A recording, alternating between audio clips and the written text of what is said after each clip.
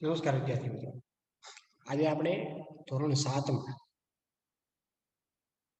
જે 12મું ચેપ્ટર જોઈ રહ્યા હતા હાઈસ્કૂલમાં, એ આજે આપણે જોશું. તો આ હાઈસ્કૂલમાં જેના લેખકનું નામ છે ગાંધીજી, જે આપણા રાષ્ટ્રપિતા પણ છે, કે જેમનો જન્મ 2/10/1869 થયો હતો અને એનું અવસાન 30/1/1948 થયું હતું. એમનું પૂરું નામ મોહનદાસ કરમચંદ ગાંધી હતું અને એમનો જન્મ પોરબંદરમાં થયો. અને તેઓ આપણા રાષ્ટ્રપિતા અને મહાત્મા ગાંધી તરીકે એ સમસ્ત ભારતીયોની પ્રજાના હૃદયમાં આદરભર્યું સ્થાન પામનાર છે. વ્યવસાય એ વકીલ હતા તથા એમણે દક્ષિણ આફ્રિકામાં વસતા હિન્દુઓ ઉપર એ ગોરા અંગ્રેજ દેશના જે જુલમો અને સમાન અને હક માટે એમણે લડત પણ ચલાવી. અને એમણે પછી ભારતમાં આવીને એમણે આ દેશને સ્વરાજ અપાવવા માટે સફળ આગેવાની પણ લીધી હતી. અને એમણે જીવનભર સત્ય અને અહિંસાની ઉપાસના પણ કરી હતી. સત્યના પ્રયોગો અથવા આત્મકથામાં ગાંધીજીએ એ નિખાલસતાથી એમની સત્યની પ્રતિષ્ઠા કરતી પોતાની જીવનકાળ એ સચોટ અને સરળ ગદ્યમાં આપણને નિરૂપણ કરી આપે છે. વિશ્વભરની ઉત્તમ આત્મકથાઓમાંથી એમની એક હિન્દ સ્વરાજ, આરોગ્યની ચાવી, અનાશક્તિ યોગ, મંગલ પ્રભાત અને વ્યાપક ધર્મ ભાવના એમના પુસ્તકોમાં એમને પોતાના વિચારો એ રજૂ કર્યા છે. આ આપણે એના વિશે જાણ્યું હતું. અને આપણે જે આ પાઠ જોઈ રહ્યા હતા હાઈસ્કૂલમાં, એમાં આપણે હવે જ્યાંથી આપણે અટક્યા હતા ત્યાંથી આપણે આગળ વધીએ છીએ. કે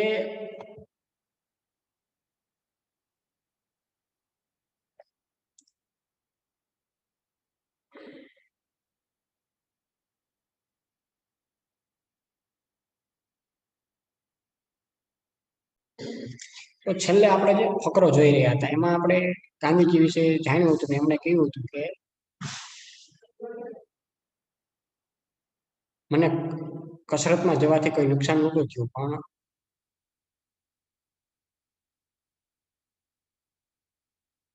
શરીરમાં કે વ્યાયામ કરવાથી એમણે આપણને કીધું હતું કે હાઈસ્કૂલમાં ઉપલા ધોરણેથી ફરવા જવાની પણ મને ટેવ પડી હતી. અને છેવટે એમણે લાગી રહ્યું હતું કે ફરવું એ વ્યાયામ જ છે. તેથી એમનું એ પ્રમાણમાં એમનું શરીર પણ કસાયેલું બન્યું હતું. અને બીજી વાત, આપણે ફકરો આપણે ગયા લેક્ચરમાં જોયો હતો કે અણગમાની બીજું કારણ પિતાજીની સેવા કરવાની એમની તીવ્ર ઈચ્છા. નિશાળ જેવી બંધ થાય એટલે કે નિશાળ પૂરી થાય એટલે તરત એ ઘરે પહોંચી અને સેવામાં પડી જતા. જ્યારે કસરત ફરજિયાત થઈ ત્યારે સેવામાં એમને વિઘ્ન પડ્યું. અને એમણે એમના પિતાજીની સેવા કરવા ખાતર કસરતની માફી મેળવી જોઈએ વિનંતી પણ એમણે કરી હતી. અને જે એમના માસ્તર હતા ગીમી સાહેબ, એ માફી શાના આપે? એમણે એવું કીધું એક શનિવારે નિશાળ સવારની હતી ને સાંજે 4 વાગે જયારે કસરતમાં જવાનું ત્યારે મારી પાસે ઘડિયાળ નહોતી. ગાંધી બાપુએ કહ્યું હતું કે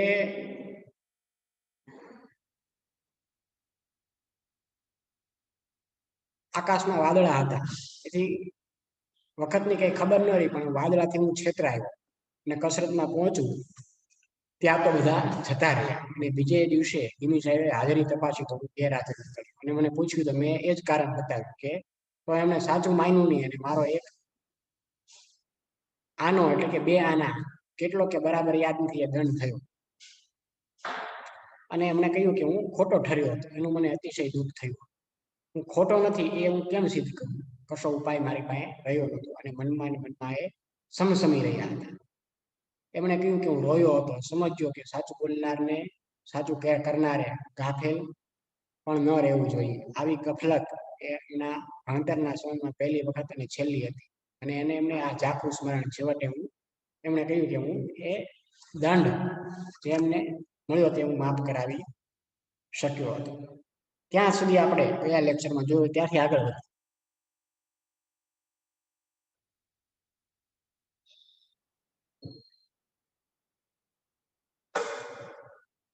આગળ કસરતમાંથી તો મુક્તિ મેળવી, નિશાળના સમય પછી પોતે મારી હાજરી પોતાની સેવાના અર્થે ઈચ્છે છે.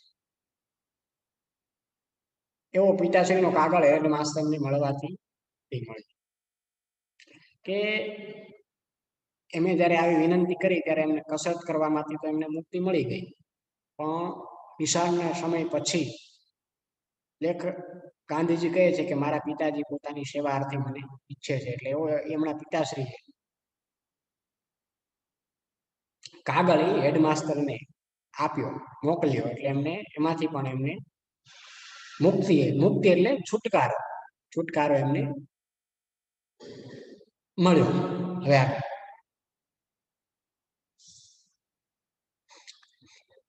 વ્યાયામને બદલે ફરવાનું રાખ્યું, તેથી શરીરની વ્યાયામ ન કરાવ્યાની ભૂલને સારું કદાચ મારે સજા નથી ભોગવવી પડી, પણ બીજી એક ભૂલની સજા હું આજ લગી ભોગવી રહ્યો છું. ભણતરમાં અક્ષર સારા લખવાની જરૂર નથી એવો ખોટો ખ્યાલ મારામાં ક્યાંથી આવ્યો એ હું જાણતો નથી, પણ છેક વિલાયત જતા લગી એ રહ્યો.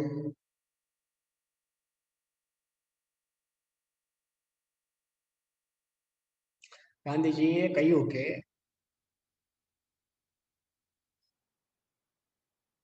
એમને વ્યાયામમાંથી છૂટી મળી, કસરતમાં, તો એમણે ફરવાનું તો એમણે ચાલુ જ રાખ્યું, તેથી શરીરને વ્યાયામ ન કરાવ્યાની એ ભૂલને માટે એમને સજા નથી ભોગવવી પડી. પણ એમણે કહ્યું કે બીજી સજા હું આજ સુધી ભોગવી રહ્યો છું, એ કઈ છે કે ભણતરમાં સારા અક્ષર લખવાની જરૂર નથી, તો એમનો એક ખોટો ખ્યાલ એમના મગજમાં આવી ગયો હતો. એ કહે છે કે હું એ જાણતો નથી ક્યાંથી આવો ખ્યાલ આવી ગયો, પણ ઠેક વિલાયત જતી વખતે રહ્યો. અહીંથી આપણે પણ કહીએ છીએ અક્ષરો સારા કરો. ગાંધીજી પોતાની આત્મકથાની અંદર પોતાના અક્ષરો ખરાબ હતા એમ સ્પષ્ટ વર્ણન કરી દીધું. એટલા માટે આપણે પણ વિદ્યાર્થીઓ એવો પ્રયત્ન કરવો જોઈએ કે આપણા અક્ષર એ સુંદર અને સારા રહે. કે બે વ્યક્તિ આપણા અક્ષર તપાસે અથવા આપણે ફેર બુક કે આપણી કોઈ પણ બુક તપાસે આપણે લખેલી આપણા સ્વ હસ્તલિખિત, તો એમને એ બુક વાંચવાનું મન થાય અથવા એને જોઈને એને ગમે કે વાહ આ વ્યક્તિએ ખૂબ સારું લખ્યું છે. ઉકલશે જ નહીં તો એ વાંચી નહીં શકે, ને વાંચી નહીં શકે તો એને ખોટું જ લાગશે કે આને શું લખ્યું છે. એ સારી રીતે વાંચી શકે એના માટે આપણા અક્ષર પણ સારા હોવા જોઈએ. આગળ જઈએ પછી અને મુખ્યત્વે કરીને દક્ષિણ આફ્રિકામાં કે જ્યાં વકીલોના અને દક્ષિણ આફ્રિકા જન્મેલા ને ભણેલા નવયુવકોના મોતીના દાણા જેવા અક્ષરો જોયા ત્યારે હું લજવાયો અને પસ્તાયો. મેં જોયું કે નઠારા અક્ષર એ અધૂરી કેળવણીની નિશાની ગણવી જોઈએ. એ જ્યારે વિલાયત દક્ષિણ આફ્રિકા ગયા ત્યારે એમણે જોયું કે ત્યાંના વકીલો અને દક્ષિણ આફ્રિકામાં જે જન્મેલા જે લોકો હતા નવયુવક, એમના અક્ષરો એમણે જોયા કે જે મોતીના દાણા જેવા અક્ષર હતા. એટલા માટે લજવાયા અને એને જોયું કે આ નઠારા અક્ષર એ અધૂરી કેળવણી નિશાની ગણી. નઠારા એટલે ખરાબ અક્ષર એ અધૂરી કેળવણીની નિશાની છે, આવું ગાંધીજીનું એક વાક્ય છે. એ જ અહીં આપણને મૂકવામાં આવ્યું છે. ખરાબ અક્ષરો એ અધૂરી કેળવણીની નિશાની છે. એટલા માટે આપણે કહીએ છીએ કે તમે અક્ષરો સુધારો, જેથી કરીને ભવિષ્યમાં તમે જ્યારે બોર્ડની એક્ઝામ આપો, 10ની આપો કે 12ની આપો, એસએસસીની આપો કે એચએસસીની આપો, ત્યારે તમારા અક્ષર સારા હોય ને સામેવાળા વ્યક્તિને પેપર તપાસનાર વ્યક્તિને પણ તપાસવા તમારો પેપર ગમે. જો તમારા અક્ષર જ ખરાબ હશે તો એને તકલીફ પડશે પેપર તપાસવામાં, કારણ કે તમારા અક્ષર એને ઉકલશે નહીં, તમે શું લખ્યું છે એને ખ્યાલ નહીં આવે. એટલા માટે તમે અત્યારથી પ્રેક્ટિસ કરશો અક્ષર સુધારવાની તો તમને ભવિષ્યમાં ખૂબ જ કામ લાગશે. ગાંધીજી પણ અહીં કહી રહ્યા છે કે અક્ષર એ નઠારા અક્ષર એ અધૂરી કેળવણીની નિશાની ગણવી જોઈએ. ખરાબ અક્ષર એ અધૂરી કેળવણીની નિશાની છે, જે આપણે આ ગાંધીજી દ્વારા એ બોધ પ્રાપ્ત થાય છે. આગળ મેં મારા અક્ષર પાછળથી સુધારવાના પ્રયત્નો કર્યા પણ પાકે ઘડે કઈ કાંઠા જડે.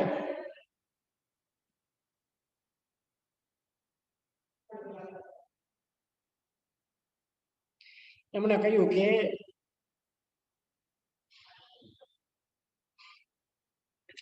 જ્યારે મને ખ્યાલ આવ્યો આવો કે મારા અક્ષરો ખરાબ છે એ પછી મેં સુધારવાનો પ્રયત્ન કર્યો પણ એ સુધર્યા નહીં. પાકે ઘડે કઈ કાંઠા ચડે.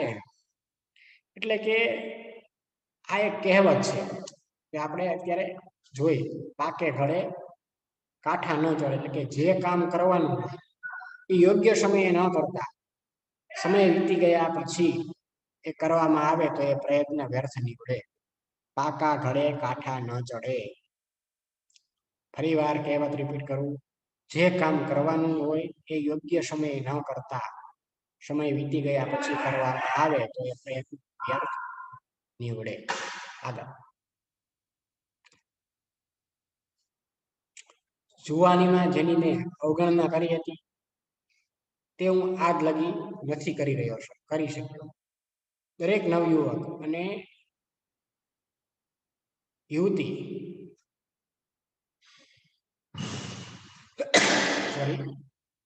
મારા દાખલાથી ચેતે કે સમજે કે સારા અક્ષર એ વિદ્યાનું આવશ્યક અંગ છે.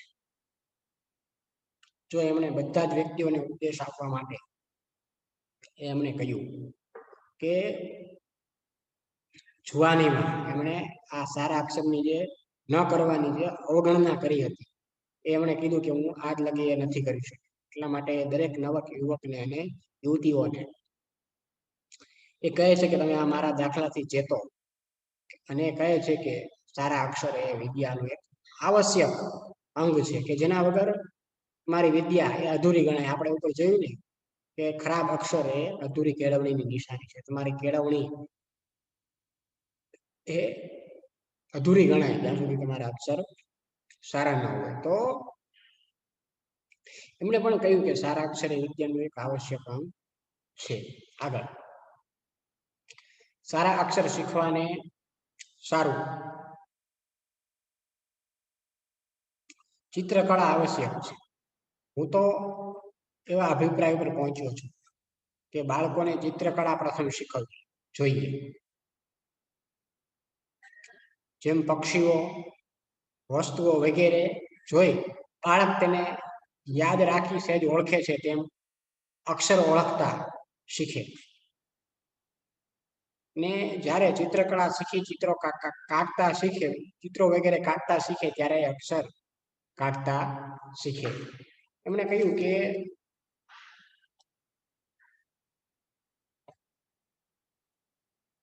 તો તે એના અક્ષર છાપેલ જેવા થાય. એમણે કહ્યું કે જો અક્ષર તમારે સારા કરવા હોય તો ચિત્રકળા એક અતિ આવશ્યક છે. આવશ્યક એટલે જરૂરી. શબ્દાર્થ જોઈએ તો આવશ્યક નો અર્થ થાય જરૂરી. એટલે એમનો મત એવો છે ગાંધીજી કે એમનો અભિપ્રાય કે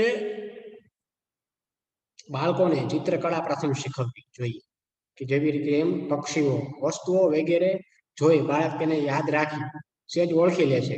આપણે પણ કોઈ પણ પક્ષીનું ચિત્ર બતાવીએ, ધારો કે ચકલીનું ચિત્ર બતાવે તો તમે ઓળખી જાવ કે આ ચકલી છે. પોપટનું બતાવ્યું હોય તો પોપટ તમે ઓળખી જાવ, કારણ કે તમને એ સહેજ એ યાદ રહી જશે અને તમે એને ઓળખો છો એટલા માટે. એમ આ અક્ષર ઓળખતા એ આ શીખે એટલા માટે બાળકોને ચિત્રકળા એ શીખવવી જોઈએ એવું ગાંધીજીનો અભિપ્રાય મત એમનો છે.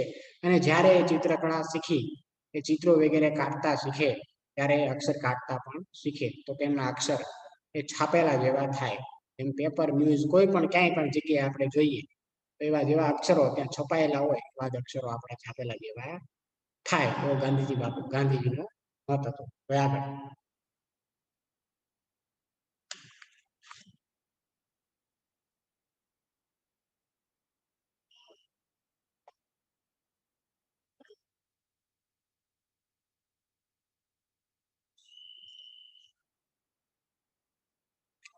આ કાળના વિદ્યા અભ્યાસના બે સ્મરણ નોંધવા લાયક છે.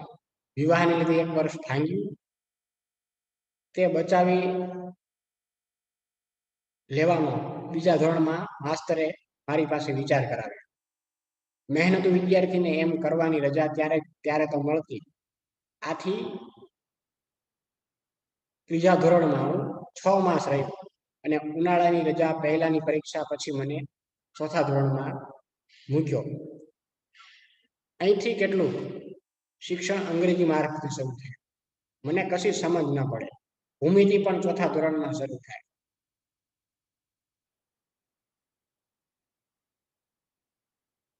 હું તેમાં પાછળ તો હતો જ ને વળી મુદલ ન સમજાય. એમણે કહ્યું કે એમના જે વિદ્યાભ્યાસના જે બે સંસ્મરણ જે નોંધવા લાયક છે એમાં એક છે વિવાહને લીધે એમનું 1 વર્ષ ભાંગ્યું બગડ્યું. ભાંગ્યું એટલે અહીં બગડ્યું. શબ્દાર્થ જોઈએ આપણે તો અહીં ભાંગ્યુંનો અર્થ છે બગડ્યું. એટલે એમણે કહ્યું કે મારું વિવાહને લીધે 1 વર્ષ બગડ્યું અને બીજું એ હું બચાવી લેવાનો બીજા ધોરણમાં માસ્તરે મારી પાસે વિચાર કરાવ્યો કે એમને 1 વર્ષ બગડ્યું છે. એટલે એમણે શું કર્યું કે મહેનતી વિદ્યાર્થીને એમ કરવાની રજા ત્યારે જ મળતી કે જ્યારે ત્રીજા ધોરણમાં એમણે કહ્યું કે 6 માસ રહ્યો ને ઉનાળાની રજા પહેલાની પરીક્ષા પછી મને ડાયરેક્ટ ચોથા ધોરણમાં મને પછી એમણે કહ્યું કે અહીંથી મેં કેટલું શિક્ષણ અંગ્રેજી મારફતે પણ મેળવ્યું અને એમાં એમને કશી સમજ ન પડે. ભૂમિતિ પણ એમણે કહ્યું કે ચોથા ધોરણથી શરૂ થાય. એમાં હું પાછળ તો હતો જ. ગાંધીજી કહ્યું ને વળી મુદલ ન સમજાય. મુદલ એટલે સહેજ થઈ ગયેલા ભૂમિતિના મુદલ એટલે સહેજ પણ એમને એ સમજાય નહીં. ભૂમિતિ ચોથા ધોરણમાંથી શરૂ થાય અને એમાં એ પાછળ જ હતા તેથી એમને કંઈ સમજાય નહીં. આગળ ભૂમિતિ શિક્ષક સમજાવવામાં સારા હતા પણ મને કઈ ગેડ જ ન બેસે. ઘણી વેળા નિરાશ થતો. કોઈ વેળા એમ થાય કે 2 ધોરણ 1 વર્ષમાં કરવાનું છોડી હું ત્રીજા ધોરણમાં ચાલ્યો જાઉં. કે એમને આ મુદલ એટલે કે કંઈ પણ ન સમજાય એટલે એમને કંઈ ગેડ ન બેસે. ગેડ ન બેસવી એટલે એક રૂઢિપ્રયોગ છે. કશું જ ન સમજાવવું એને કહેવાય કે ગેડ ન બેસવી. એમણે કહ્યું કે મને કાંઈ સમજાય નહીં. પછી ઘણી વાર નિરાશ થઈ જતા. એ કહે છે કે કોઈ વેળાએ મને એમ થતું કે 2 ધોરણ 1 વર્ષમાં કરવાનું આ કાર્ય આ 2 ધોરણ 1 વર્ષમાં કરવાનું છોડીને ડાયરેક્ટ ત્રીજા ધોરણમાં પાછો ચાલ્યો જાવ આગળ. પણ એમ કરું તો મારી લાજ જાય ને જેણે મારા ખંત ઉપર વિશ્વાસ રાખી મને ચડાવવાની ભલામણ કરી તે શિક્ષકની પણ લાજ જાય. એ ભયથી નીચે ઉતરવાનો વિચાર તો બંધ જ રાખ્યો. એમને જ્યારે આવો વિચાર આવ્યો કે હું ડાયરેક્ટ ત્રીજા ધોરણમાં પાછો વયો જાઉં તો એમ કહ્યું કે આવું હું કરું તો ગાંધીજી કે મારી લાજ જાય. અને જેણે મારા ખંત ઉપર, ખંત એટલે ચીવટ, કાળજી ઉપર, ખંતનો અર્થ થાય ચીવટ અથવા કાળજી ઉપર મને વિશ્વાસ રાખી મને ચડાવવાની જે ભલામણ કરી હતી એ શિક્ષકની પણ એમાં લાજ જાય. અને એના એ ભય છે એ વિચાર કે જે ત્રીજા ધોરણમાં પાછો વયો જવાનો વિચાર હતો એમને બંધ રાખ્યો.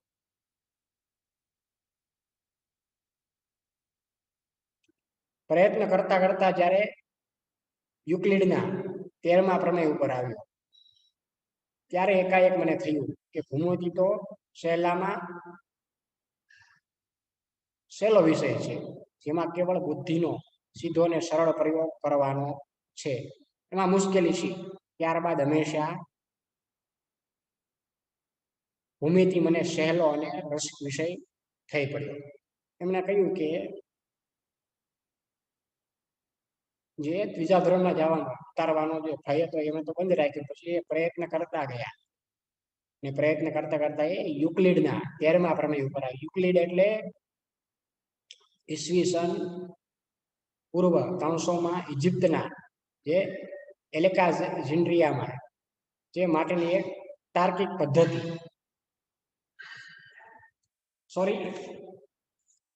યુક્લિડ એટલે ઈસવીસન 300માં જે ઇજિપ્તમાં એલેક્ઝેન્ડ્રિયામાં થઈ ગયેલા ભૂમિતિના વિદ્વાનનું નામ છે યુક્લિડ, જે ઈસવીસન પૂર્વ 300માં, ફરીવાર કહું છું, ઇજિપ્તના એલેક્ઝેન્ડ્રિયામાં થઈ ગયેલા એક ભૂમિતિના વિદ્વાનનું નામ છે.